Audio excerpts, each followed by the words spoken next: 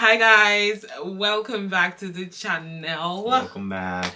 So on the channel today, we've got Jason. Hi guys. Hi. So in this video, we're going to be talking about how we manage our money as a couple, how we pay bills, who pays bills, and why. Our money structure basically as a couple. Yeah. So we've already done this video before, but that was in, I think, 2023, 2022? 2022. You think 2022? Yeah. Yeah, but that was in 2022, and circumstances have changed, things have changed. That's why we're doing an updated video. And then also from the last video that I uploaded, I got a couple comments asking me to do this updated video just so we can share how we handle finances, and hopefully you can pick 1 or 2 pointers from this video. Without further hesitation, let's get started. Okay. When you're thinking of your money, are you thinking of your money as your money? Or are you thinking of your money as our money? Is it like we have a general approach to our finance, even though it's separate? Yeah. Do we have an approach that, oh, this is our money? Or it's more, this is my money, this is your money?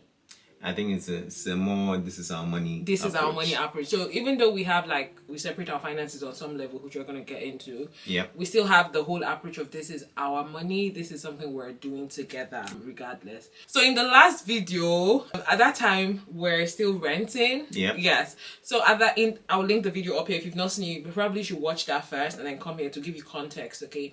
So in that video, we had rent. Now we have mortgage. Things have changed. In that video, I just started working. But now I've been working for quite a while.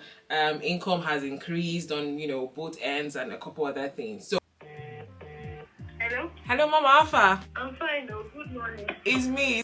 Say something so that I can laugh. I'm making a video with this call. Say something so you can laugh. Yes. Wow. Right. Wow. What if I told you could make cheap international calls to any device in the world? Introducing the Yolla app. I literally just used the Yolla app to call my sister all the way in Nigeria. With the Yolla app, you can save money on international calls. And the person you're calling does not need to have internet. So that means wherever they are, however remote that area might be, you can still reach them as long as you're using the Yolla app to make that call. Another really cool thing about the app is that even though you're using the app to make a call, you can retain your original phone number. So when you call the people that have your number, it's still going to appear as you calling them. Here's how to download the Yolla app. Simply search on the Google Store, iOS store, download it to your phone, install the app, and use my promo code on screen so you get a 30% top up to your account to get you started on the app. Alternatively, you can scan the QR code on the screen, which will lead you directly to download the app. Another really cool thing about the app is its transparent pricing, which is something that I actually like. So before you place a call, you can see how much that call is going to be charged per minute, which makes you know how much you're going to spend on that call before you do that. And they support so many different countries. I've been using the app for some time now, and one thing I can say is that the quality of the calls is really good. It rarely ever drops, and even if you're having issues, they also have like a 24/7 customer support that you can reach at any time. So if you have any plans to travel abroad anytime soon, not just even making the calls from the UK, like the Yolla app is definitely going to come in very handy, not just for making calls in the UK but also making calls out of the UK. So ensure to download the app, use my promo code on the screen, and get your 30% top up bonus, or scan the QR code to download the app. And lastly, there are no hidden charges, okay? You know I'll only bring you premium stuff. There are no hidden charges for using Yolla. So ensure to download the app today, okay? And start making cheap international calls, period. Do you want to go? Yes, so the way we basically handle our finances, let's do bills first. Okay. Or mortgage first. Bills first is fine. Heating and lighting. I handle heating and lighting. So gas and electricity is what I'm handling at the moment. And then she handles council tax, Wi-Fi, water, and then what else? Everything. Yeah, that's what she handles. Okay, so that's why I wanted to start with mortgage. It gives a bit of context. You know. Okay, so mortgage currently, our mortgage repayment is set at a certain amount, right? Yeah. And of that amount, Jason pays more of that amount, okay? I pay just slightly, let's say like 15 or 10% less. So we both contribute to the mortgage every month. Yeah. However, we do overpayments, like we pay more than the required repayment. Yeah. And that overpayment mostly comes from me. Yeah. Right. So when we now put it that way, I'm now paying a bit more, but that's because I'm doing overpayments, and then Jason pays as well. So we both contribute towards that. Yeah. And then the bills, he already said what he handles, electricity and gas, right? Yes. Yes, then I handle... And Netflix now. And Netflix.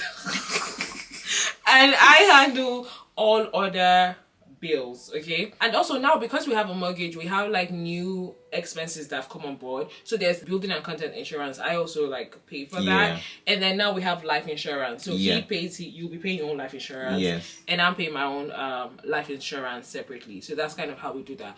Also, like I said, watch the other video for a bit of context. Before we got married, we had conversations on who is going to handle what bill and why. But as circumstances have changed and our income has also like changed over the couple of years, you know, we're also trying to make it, how do I put it, equitable,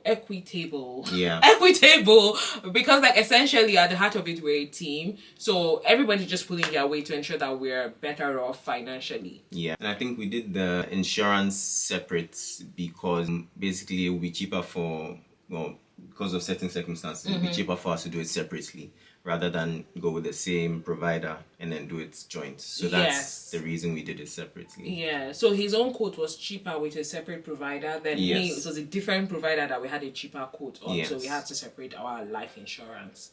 Okay, so next thing we're going to talk about joint accounts, because the tendency is there that if you're married, you want to get a joint account. So we have a joint account, right? You know, we opened one for many reasons. Well, essentially how we use the joint account is we both pay into that account on a monthly basis. Previously, Jason used to pay more into it. He used to pay, I think then it was £300 and I'll pay 200. But currently we pay equal amounts into the account. So I pay 250, he pays 250. And we use that £500 for our joint expenses. So what this means is we use that money to do our monthly shop. So like food stuff we buy from that account. And then when we go on dates, we also pay from that account.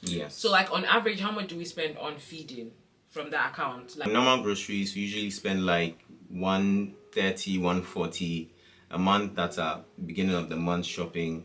And then on the African store, things are quite expensive there because it's African stuff. You hardly get it. We spend about 100. Let's call it 100. This month I think we spent a bit more because there was some stuff we needed that we couldn't get or that was run out. So we spent about 140 this month. But on average it's 100. So that's like 250 we spend on feeding. Sometimes it could be less, but on average it's 250. And then the other 250 left in the account is for dates. So when we go on date nights, we usually not anymore. At the beginning, we used to go we observed every it 2 weeks. Every 2 weeks. Like we had dates bi-weekly. So every 2 weeks we went on a date.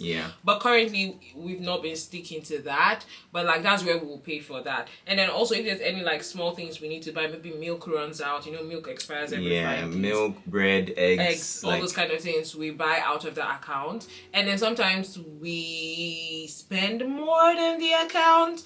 And then we have to both top up, like top up to the account, maybe £50 extra or £20 extra just to get us to the end of the month.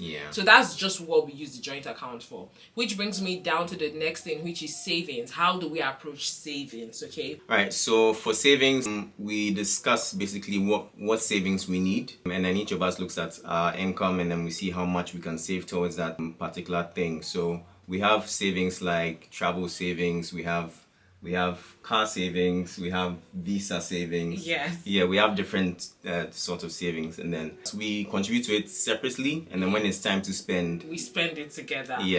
So essentially he has his own savings pots, which I'm fully aware of, and I know how much is in the account. And then I have my own savings pots as well, and my other like savings accounts. He also knows how much is in those accounts, and we work towards it. So the pots he mentioned, for example, travel. So he has a travel pot, I have a travel pot, but together we know the goal we're saving towards, right? And when we hit that, we then spend it together. So we have separate we have separate savings vehicles, but then we work together as a team. So there's complete transparency on how much we have in either accounts. Next thing, in the last video we spoke about credit cards and that we got credit cards because we wanted to build our credit score because we're trying to get a mortgage, which we have now. So at this point we don't use our credit cards anymore. We should have cancelled it by now. We should have cancelled. We're gonna cancel. So I'm gonna cancel and close my credit card, and that's because I don't have any need for it, and I don't want to become dependent on credit. Like I was only using it because I needed to boost To my build credit the credit score. and my credit score is already at the level I want it to. I don't really need it for anything else. Yeah. And also I already have a video where I detailed like all the things we did to build our credit score. You can check it out. I'm gonna link it up here. The only thing is, if we decide, or if I decide, let me speak for myself, if I decide to get a credit card again, it's gonna be a credit card that's gonna reward me. So it's gonna be something for rewards credit card, like for hotels, flights, that you can get benefits for using the card. Exactly. That's what I'm gonna do. It's just that I'm just very careful with credit cards. You know, I just don't want to have like become so dependent on it. So we're gonna close it, or I'm gonna close it. He's gonna close it. We're gonna close our credit cards because we have no use for it at the moment. Yeah, because the main purpose was the mortgage. Like, get your credit score up, and then you can get mortgage. And once you make your recurrent mortgage payments, you shouldn't have any issues with your credit. So. Your credit score, yeah? Yes, because you already have a mortgage, you are paying monthly. Exactly. So yeah, that's more than good enough. The very last thing we'll talk about is investments. Okay, Yes. in the last video we didn't talk about investments because we're not getting our money up, all right? But now we're about getting our money up, building wealth. Okay, somebody say building wealth. Building wealth. Hallelujah. Okay, so investing, we currently both invest. Yeah. I started first. I dipped my toe in the water because I was curious, and then my husband joined me. We started dipping our toes in the water. So we have separate investment accounts, as you can imagine. I have my ISA account, I have my stocks and shares ISA, and I invest into that monthly. Yeah, I also have my stocks and shares ISA, and then I have 2 platforms. Yeah, stocks and shares. This one, he has 2 platforms. Me, it's just one. It's just one platform. Diversifying my portfolio. Of course, bro. I can't be serious. Yeah, I only invest on one platform, but eventually I'm gonna switch my platforms because the platform I'm on is not like the best. It doesn't have as many funds as I would like. So I will be switching platforms, but Jason is already testing out another platform just to see which he prefers. Yeah. So yeah, we're currently doing that, and we pay money into those accounts monthly. I think I already have a video where I mentioned my money goal, and my goal is to invest like £10,000 this year. So yeah, that's essentially how we manage our finances. Let me know if you have any questions, and then also if there's something you do differently, you could put it down in the comments, right? Because I could learn from you, and you can also learn from us, but that's how we manage money. As she said, if you have questions, put in the comments. Maybe I'll reply to some as well if they are directed to me. Thanks for watching. Alright guys, thank you so much for watching. Till next time. Bye. Bye bye.